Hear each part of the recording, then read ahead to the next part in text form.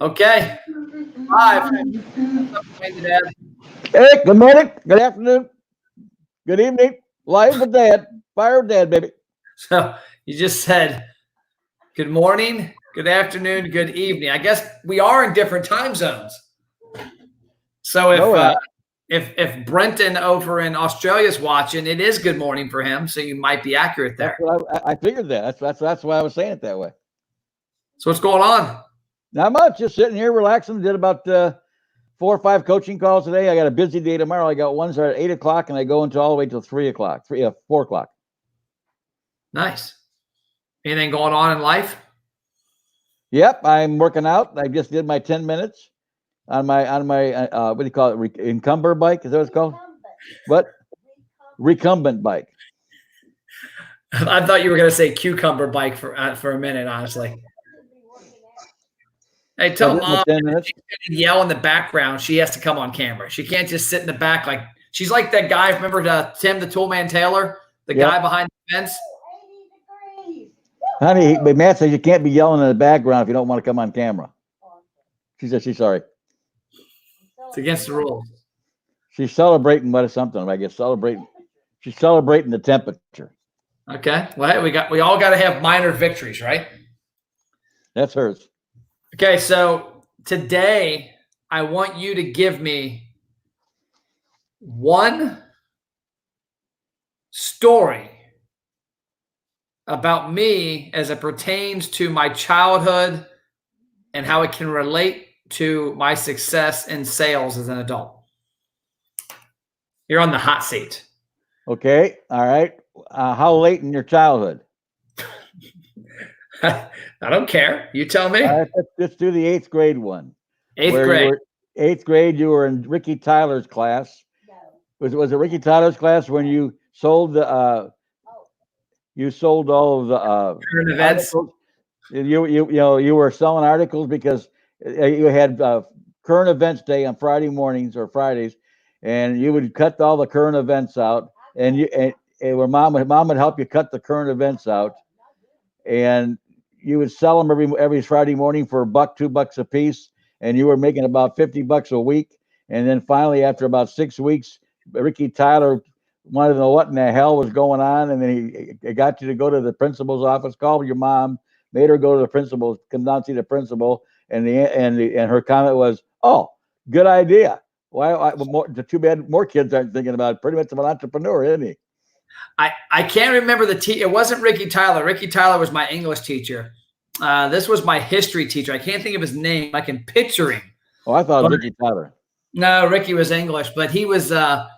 It was funny. You got in trouble if you didn't bring a current event article. Right. And after 2 weeks, I didn't know how difficult it was because the paper was at our house every day. So I thought it was pretty simple, but everybody would forget them. So I literally just went home and mom helped me cut out a couple of times. She didn't know what she was doing. She didn't know she was complicit to a crime, but I literally cut out 50 of them and brought them in, and people before class oh, I don't have it. I'm like, let's go cough up a quarter. Then there's the one where you got me in trouble with my neighbor at in our insurance agency when they were having concerts, and you and who and your buddy were having guys park in our parking lot. That was me and Bryson Brennan Calvert. It was at your insurance office. Peel's Palace was behind it. And the way the driveway is people could drive around your place or they could enter the parking lot from Peel's Palace. So I would have Bryce stand in Peel's Palace parking lot, and he would direct them into your lot. And you guys were out of town. And so he would direct them into your lot, and they would park. And I would intentionally have him do the nice cars, so Corvettes and Cadillacs, thinking they wouldn't complain. And so they'd get out and be like, hey, thanks for coming to the event today. It's $20. And they'd be like, what do you mean? It's $20 parking. Oh, you guys are charging now? Oh, yeah, we just started doing it. Okay. And they'd hand $20, and they'd go in the event. I'll never forget because Bryce, Brennan, and I made $180 one night because your lot wasn't real big. And plus we kind of took off. We didn't want to get in trouble. Even though we couldn't get in trouble because it was your property. We didn't want to cause a problem. So we got our $180 for 9 or 10 cars. And we jetted. We went to IGA in Erlanger and then got a ton of snack food. Then we went to Little Caesars and got 4 pizzas and a bunch of Coke and went home and just pigged out. the guy that owned the property next door came over and said, "What in the hell are you doing?" I said, "Wait a minute, charging people to park in my lot." I said, "Well, it ain't your lot, it's my lot." He goes, "Oh." Then is the time that you roped off our yard for a fight and was charging admission for the fight. That was Brandon Exler. That was Brandon Exler and Jamie Bennington. That was like a trilogy. They fought like 3 or 4 times, and they would always get in trouble fighting on campus, like near school. Because if you was at Lindemann, and if you walked up to that Ameristop, it was considered school property because you hadn't got home yet. And so I started marking off the backyard because we lived so far away. Oh, I made a lot of money on this. Although this one here wasn't one, I'm not sure you made any money on it, but remember the guy that was doing the big time wrestling in his backyard? Oh yeah, that was Matt Wright. Yeah, he had big time wrestling. He had a wrestling mat in his backyard. He was charging admission. Yeah, they were making money there. Probably the other thing I did also, remember Pete Townsend's mom had the candy company, and she was a candy rep. Oh yeah. And Pete and I used to sell candy. We would get candy out of her garage. And it was the samples because she was a candy rep and she had all these samples, and we would take them to school and sell them. We got in trouble for that too. You were the entrepreneur of the entrepreneurs when you're probably the only kid I ever saw that actually made money while he was in school doing crazy things. Except the good thing was I wasn't selling drugs, so there's a positive. Exactly. So what do you think triggered that? Is it just being around you and mom and always being entrepreneurs and seeing you constantly doing looking at opportunity and taking it? Probably looking at opportunity and taking it. I think your personality was when you were a kid. It may have been from being around me all the time because I was always, selling something as far as our business is concerned. Okay. And I was always talking to clients and all the time, and I was busy networking all the time. So you saw me all the time in that kind of frame, in that kind of environment. So it may be that you just picked up from it. And so, yeah. And then your personality was just, you had the same personality I've had, basically. Yep. Only I think you're a little more innovative than I was. I never sold, although I sold candy, made a fortune for it. We had the richest Boy Scout troop in Rockford. The donuts. Well, I think what I took more from you, and I was telling somebody this the other day, it wasn't that there's 2 differences. There's somebody selling something to take advantage of a situation, like you're selling masks the week after COVID-19 breaks out at 10 times profit, or you're selling a service to a solution. And that was always, I think I saw from you, was that you always listened. And a lot of people listen and they hear somebody's problem. They go, "Oh man, that sucks. Good luck." I saw you always listened and you went, "Huh, how can I help with that?" And that's what the Boy Scouts, like that was probably the coolest thing. I'm glad you mentioned that, was when we went to that Boy Scout camp food always sucked. And you and Dick Arnett and Jeff Egbers always had these unique ideas. And I don't know how you guys came up with it, but you saw that kids always wanted a snack.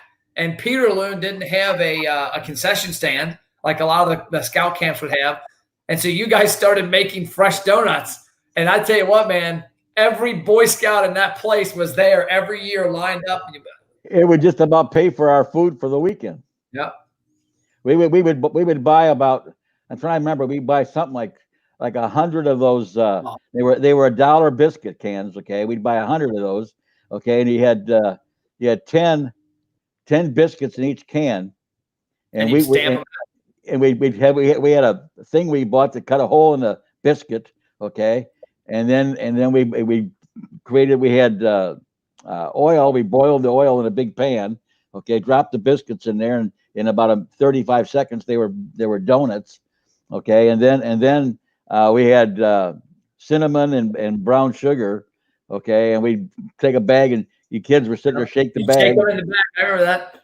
And then we'd sell them for, I think, 50 cents a piece or something like that. And we had the one time we did it at Peterloom, we had a line that was almost the entire length of the place.